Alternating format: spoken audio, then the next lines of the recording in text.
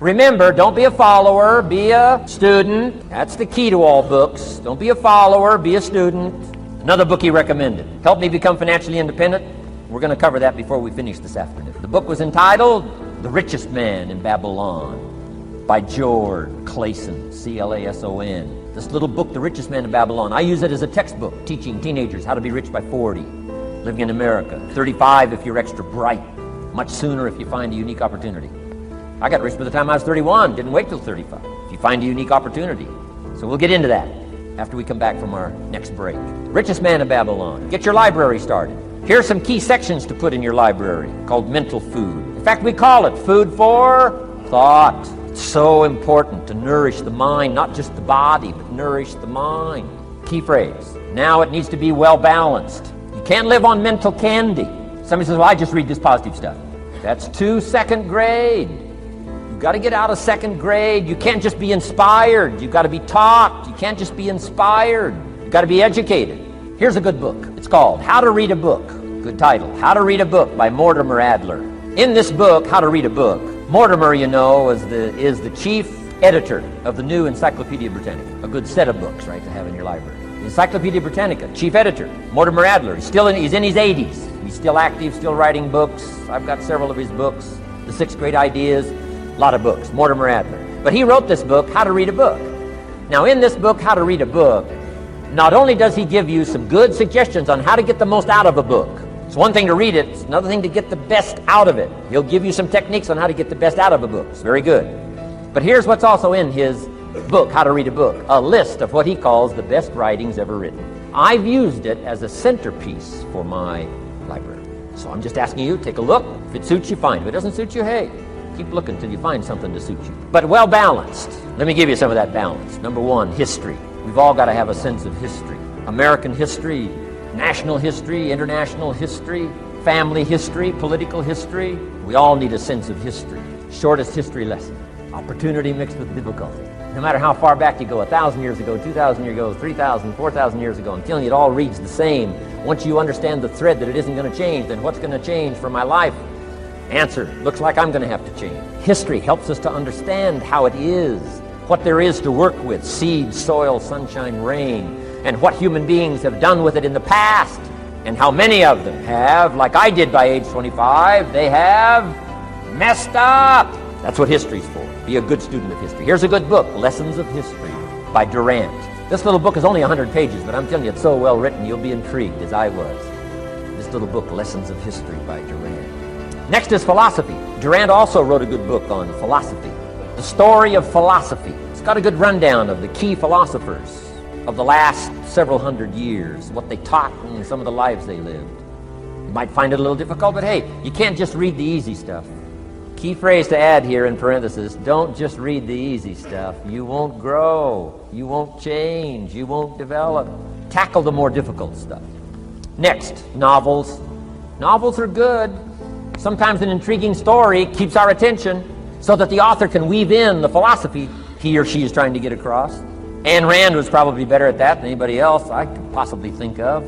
Atlas Shrugged, some of those towering novels. The novel kept us intrigued, but guess what she was doing all the time? Feeding us her philosophy, feeding us her philosophy. Now, whether you agreed with her philosophy or not, you had to admit she was really good at getting it out there, weaving it through the story, in the dialogue and in the speeches and in the text. Fabulous. Novels. Novels are good. But here's the challenge. Let me give it to you in a philosophical phrase. I tend to be a little philosophical. Here it is. The things that are easy to do are also easy not to do. That's the difference between success and failure.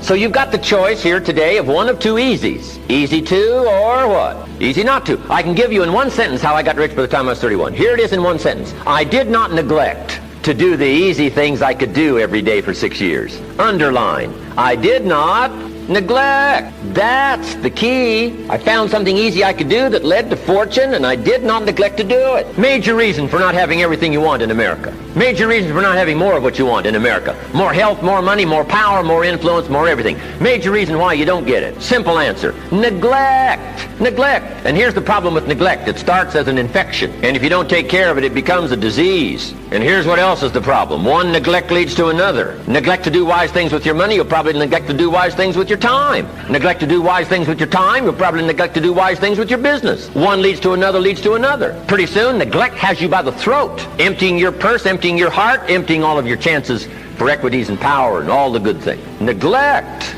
What if you should be walking around the block every day for your good health and you don't? I'm telling you, you're on the wrong track. You should do it, you could do it, you don't do it. That's called formula for disaster. All you've got to do is let that and a few other things accumulate for 6 years, and now you're driving what you don't want to drive, wearing what you don't want to wear, living where you don't want to live, doing what you don't want to do, maybe having become what you really didn't want to become. I'm telling you, that's it. Just neglect along, drift along, and it's got you by the throat. It'll take all your values, leave you with just a little bit of dust in a summer wind, and it'll soon be gone. I hope I said that well. That's it. It's where I found myself at age 25 until my teacher came along and said, Mr. Rohn, up till now you've messed up.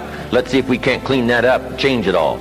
I did. Changed my life. Not just the money, all the rest of the values that came pouring in when I understood that it was me. It was me. So take the easy approach. This stuff's easy to figure out. Getting rich is easy. I teach it to teenagers. How to be rich by 40, 35 if you're extra bright. This stuff is not difficult. I love to teach kids enterprise. Enjoy the journey, not the destination. A lot of us delay our happiness. When I get to this level, when I get my degree, when I get the kids, when I get married, I'm going to be happy. Enjoy the journey. Enjoy the whole step, the whole process. Every day that you get up to strive for whatever it is you're after. You know, I'm a goal-oriented guy. Yeah, absolutely. But you don't celebrate when you get to the finish line. Celebrate all along the way. Celebrate all along the way. I have these 10 steps. I won't give them all to you this morning. I'll give you one.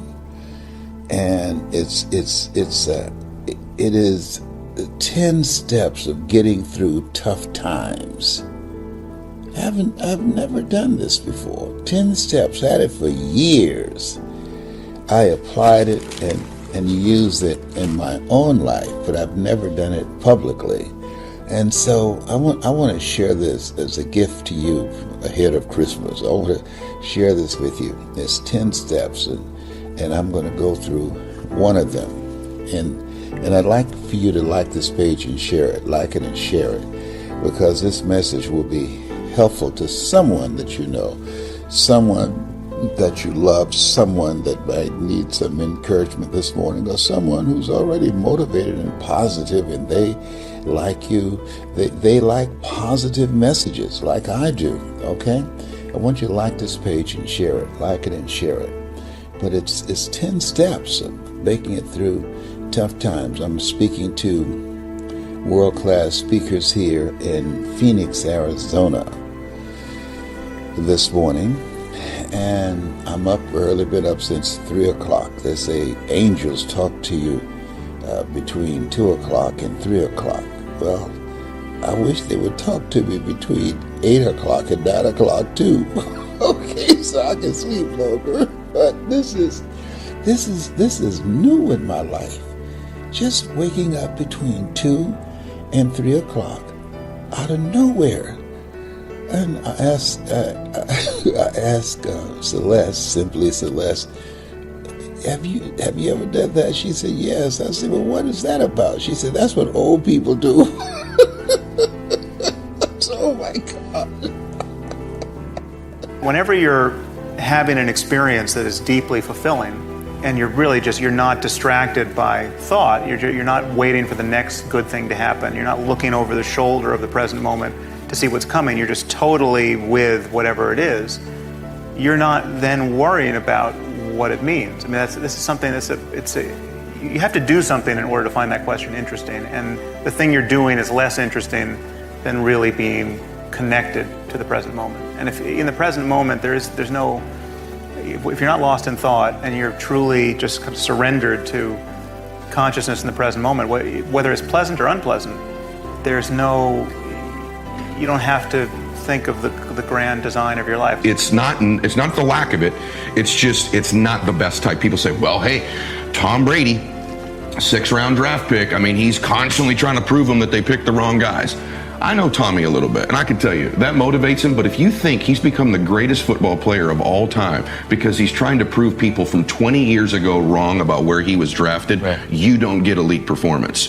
Tom Brady is where he is because he sets standards for himself and has massive goals and ambitions for himself, not to prove other people wrong.